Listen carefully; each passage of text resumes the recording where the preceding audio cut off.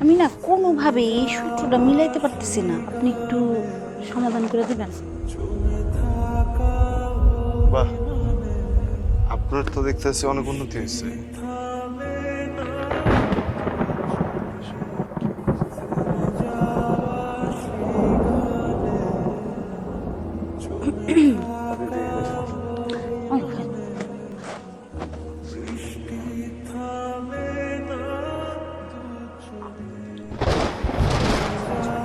রিতা, আপনি কি শুরু বসেন?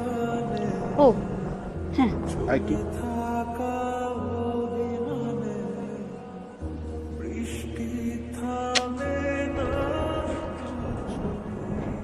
একটু তুলে বসেন। ঠান্ডা পড়তেছে স্যার, আমার তো ঠান্ডা পড়তেছে, ভয় লাগে স্যার, আমার একটু জ্বরে ধরবেন। যেহেতু আপনি রুম থেকে বাইরে যান, আমার ঘর থেকে বেরোন যান। আরে স্যার এমন করতেছেন কেন? আপনি রুম থেকে বাইরে করতেছি। আচ্ছা থাক, আপনার কিছু করা লাগবে না, আমি করতে যেহেতু আমি আপনি কি করতেছেন?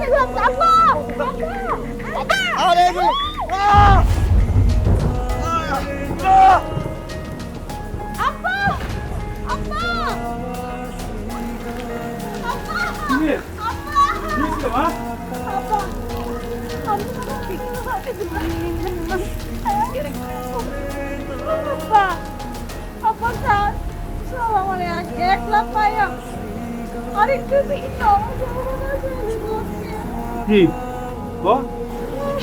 আমি কোনো রকম হাতের মধ্যে কামড় দিয়ে দৌড়ে পালাইছি। স্যারের নিয়ম ভালো না আম্মা, স্যারের খুব খারাপ।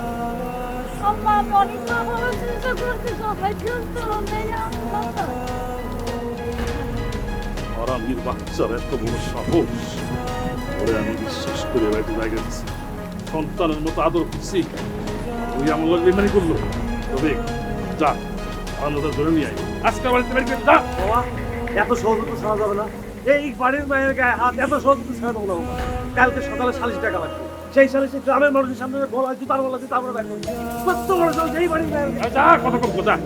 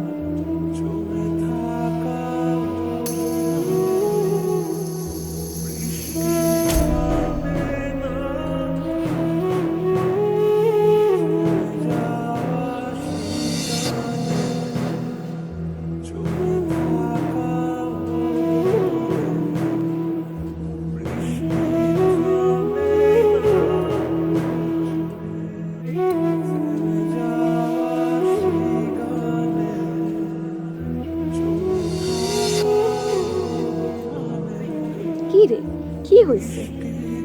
তোর কি শরীর খারাপ নাকি মন খারাপ? আমি মনে হয় অনেক বড় একটা অন্যায় করে ফেলছি রে। মানুষটারে না এতটা অপমান অপদস্থ করাটা উচিত হয়নি, খুব খারাপ একটা কাজ করে ফেলছি। থাক, এসব বাদ দে। তুই যা চাইছিলি তাই তো হয়েছে। দিন শেষে তো তুই জয়ের হাসি হাসি। না রে, আমি আসলে জিতে নাই। দিন শেষে না এমন মনে হইতেছে আমি আসলে হাইরে গেছি। মানুষটারে কত মারলো সবাই মিলা, কত কিছু করলো, কত কষ্ট পাইলো। একবারের জন্য কিন্তু কয় নাই যে সে নির্দোষ, তার কোনো দোষ নেই। সে তো বলতে পারতো না যে সেই কাজটা করে নাই, কিন্তু একবারের জন্য কিন্তু কয় নাই, কাউরে বললো না যে আমার কোনো দোষ নাই। আমি আসলে আসলে অনেক খারাপ একটা কাজ করে ফেলেছি। কেন দেখ আর কি শোনা হচ্ছে মানে আপনার হারাইতে গিয়া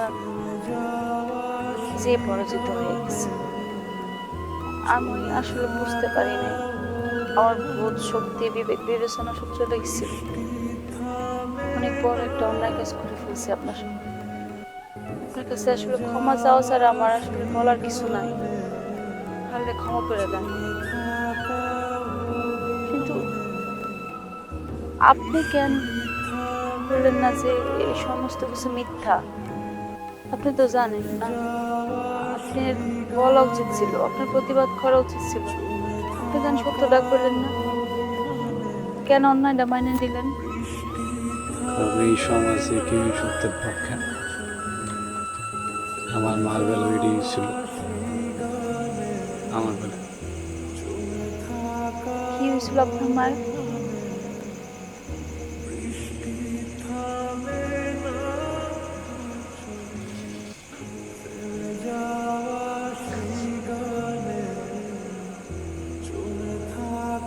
অনেক ছোটবেলায় আমি মারা করে হারাইছি।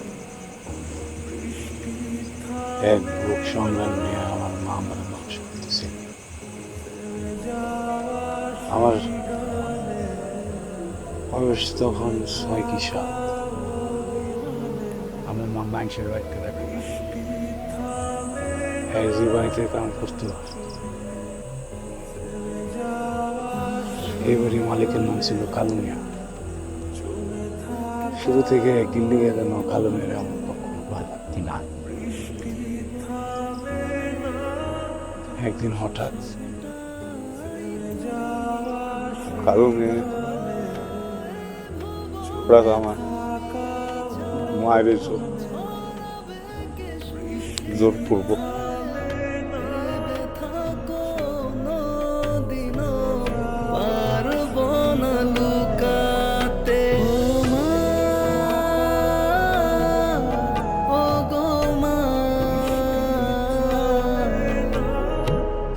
তোমার তুলনা তুমি অন্য কেউ না, ও মা, ও গো মা, তোমার চরণ ধুলো আমার সুখের ঠিকানা।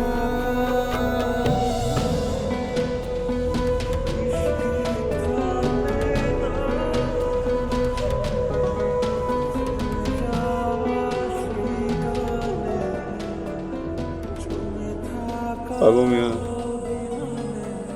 গ্রামের সবার সামনে কইল আমার মায় নাকি সম্পত্তির লোভে কালো মেয়েরে বিয়ে করতে চাইছে। ক্ষমতার কারণে রায় চলে যায় কালো মেয়ে।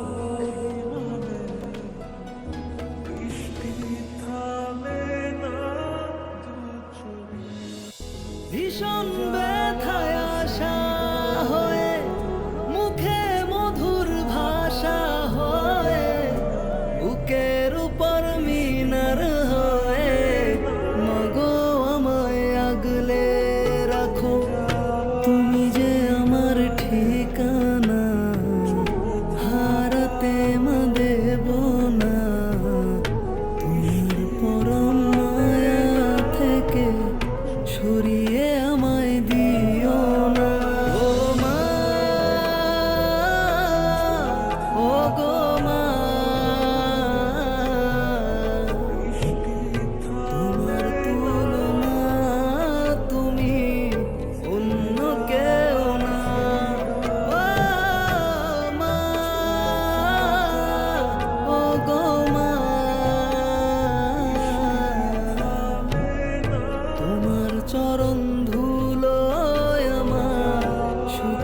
ঠিকানা।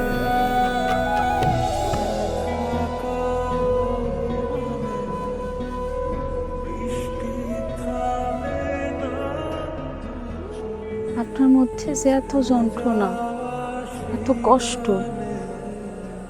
এটা তো আমি কোনোদিনও বুঝতে পারি নাই।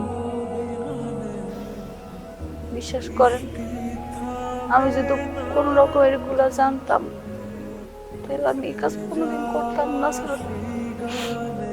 আসলে আমার বোঝারও কথা না, আমি একটু কম বুঝি তো। না বুঝা আমি কি করে ফেলাইছি, আসলে অনেক বড় একটা ভুল করে ফেলাইছি। আপনার এই ভাগানোটা ছিল আমার কাছে চ্যালেঞ্জের মতন। আমার মনে হইতেছিল যে আপনারা তাড়াইতে পারলে আমি বাঁচি, আর কিছু চাই নাই। কিন্তু বিষয়টা যে এত দূর গড়াইবো আমি না বুঝতে পারিনি। এগুলো আমার নিজেরই অনেক খারাপ লাগতেছে। আপনি সবার সামনে সত্যটা বলে দিলে নিজেকে নির্দোষ বললেই পারতেন। আমি সত্যটা বলে তারপরে সবাই আপনার কথাই বিশ্বাস করত, কারণ আমি তো অসহায়। আমার কাছে না আছে অর্থ, না আছে ক্ষমতা। আমার কাছে যদি কালো মিয়ার মতো অর্থ থাকতো তাইলে কইতাম, কিন্তু কইলেও বা কি হইতো কর। মানহানির দায়ে আপনি নিজেও হয়তো আমার মার মতো আত্মহত্যা করতেন।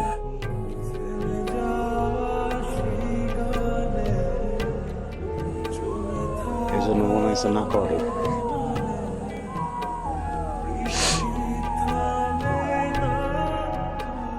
হ্যাঁ, চলেন। কই? আমার কারণেই তো আপনার সম্মান গেছে, আপনার সম্মান ফেরত দিন। চলেন।